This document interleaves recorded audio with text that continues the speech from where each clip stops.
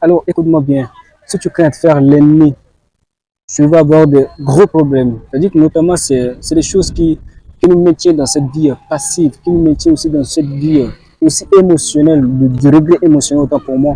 Donc c'est le regret émotionnel. C'est le fait qu'on te traite de la merde et puis et tu continues toujours à te faire écraser. Mais tu sans même, disons que dans une relation, tu vas te faire écraser, on va te traiter de la merde et que tu continues toujours à fréquenter la même personne. Et c'est aussi le sujet de la chaîne. C'est aussi, bon, je dis le sujet de la chaîne. C'est aussi le sujet de la vidéo.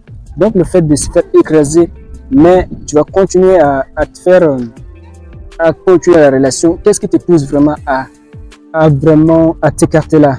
C'est tout juste la peur. C'est la peur qui va te pousser à toujours fréquenter la même personne. Disons qu'aujourd'hui, tu te fais écraser. Ouais, on te traite de la merde et tu vas continuer toujours. Pourquoi? Parce que tu as peur de perdre cet ami.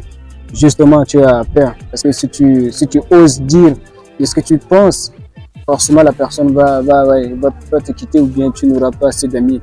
Donc c'est essentiel de comprendre aussi que dans la vie ou bien c'est dans ce monde que nous vivons, c'est que il faut être aussi honnête avec soi-même. Il faut cultiver aussi cette paix intérieure. Ce qui ressort aussi de ta valeur. Donc si on traverse plutôt la zone, donc tu dois vraiment te communiquer de là. Donc c'est ce que nous allons voir. Pour la petite anecdote, pour moi, quand j'étais encore ado, voire même adulte, c'est que je me suis fait beaucoup traiter de la merde et je me disais, mais pourquoi les autres se font plutôt respecter, puis moi, je suis toujours dans mon coin. C'est-à-dire que j'ai plus d'amis, mais je me fais toujours traiter de la merde. Et je me fais aussi du manquer de respect de plus en plus. Et je ne savais même pas. Jusqu'à mon âge adulte, ça me rongeait de l'intérieur. Je voyais que c'était vraiment naturel pour les autres. Et donc, c'était difficile pour moi. Je vivais souvent dans le regret émotionnel. Et je ne peux pas tout dresser quand même la liste de ce que j'ai vécu. Mais je vais continuer tout au long de la chaîne. Mais c'est que le plus important, c'est de voir comment fonctionne aussi ce qu'on appelle le respect. Et puis, pourquoi les autres se font respecter et toi, tu es dans ton coin, tu es toujours traité de la merde. Il y a un cheval derrière moi, je pensais que c'est une personne qui m'expionne. Mais en tout cas, bon, ça, c'est juste une petite parenthèse sur le cheval derrière moi. Donc, sur le fait, revenons à notre mouton. Alors, le fait le plus important de se connaître aussi sa valeur de soi-même, c'est que même si tu galères, alors ça, la galère, c'est humain, donc on va tous galérer. Mais c'est pas à cause de notre galère qu'on va se laisser écraser, qu'on va se laisser faire. Donc, c'est justement, même si nous galérons, on doit garder ce sentiment, oui, je galère, mais je dois accepter cette souffrance en moi-même. Mais pas de me laisser traiter de manière d'être plus perché. Non, je n'aime pas ça. Je sais que toi, tu ne veux pas aussi ce côté. Mais le plus important, c'est comment sortir dans cette zone de victime. Parce que le fait que quand tu te traites, quand tu vis dans la frustration quotidienne, c'est qu'il faut comprendre que la première des choses, c'est que tu échanges ta valeur contre ta dignité. Donc, si tu veux être l'ami de tout le monde, c'est exactement ce que tu vas faire. Comme je viens de le dire, c'est que tu vas échanger ta valeur contre ta dignité. Et tu vas échanger ta dignité contre vraiment ces valeurs que les gens aiment, les gens que la valeur où tout le monde on te dit ouais, qu'est-ce que tu veux faire? Tu veux faire ça, allons-y, même si ça me fait mal à l'ego et que tu continues toujours à faire ça. Mais tu n'oses pas à dire ce que tu penses, ce qui te ronge de l'intérieur. Donc c'est exactement, donc c'est ça qui te pousse vraiment à te dire. Et aussi la peur aussi la peur aussi de dire ce que tu veux penser. Et que même si dans un cercle, à l'école ou bien à la fac, je sais pas, au travail, il y a toujours des gens qui te font traiter de la merde, qui vont te parler sans aucun respect. Et que pour toi, tu te dis, mais pourquoi ça? Pour que cela m'arrive? Exactement. Tu vas commencer à avoir cet esprit de victime. Mais ça ne va pas fonctionner correctement. Mais la seule chose qui va te faire de repousser aussi cela, c'est qu'il faut savoir poser aussi ses limites.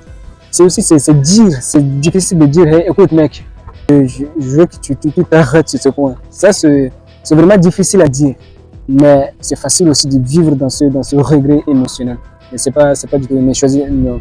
Vraiment, ce côté, ne choisissez pas. Mais surtout, ne choisis pas ce côté. Même si tu cultives d'abord ce qui t'intéresse, si ce sont pas des choses qui ressortent de ta zone d'intégrité, tu dois être très honnête avec toi-même de dire, ok mec, tu traverses la zone. Et que si la personne accepte, ouais, tant mieux. Si la personne dit, ouais, si la personne va continuer, alors ça, il faut échanger aussi sa dignité. Donc, ta dignité, il faut accepter de porter le coup.